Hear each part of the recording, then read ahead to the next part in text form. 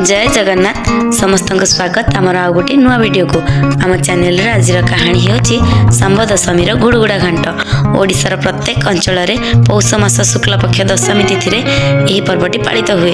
भगवान श्रीकृष्ण और तांको पत्नी जाम्बवती गर्भर जन्मित संतान होउछन्ति सांब, जहाँ विषय में ओडिया भागवतर प्रथम स्कंदर जना पड़े।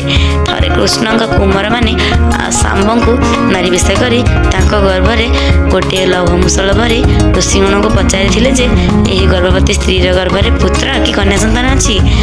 ऋषि मैंने क्रोधान्वित हो कही जे यही गर्भरे जहाँ अच्छी ता तुम जदुवंशर नाशर कारण एवं सांब को कुष्ठ रोग पीड़ित होबार अभिशाप देथिले।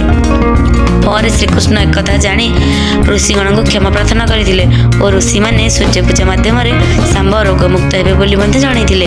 दीर्घ 12 वर्ष कोणार्क मंदिर ठारे चंद्रभागा तीर में सूर्यदेव को उपासना करी सांब रोगमुक्त होइथिले।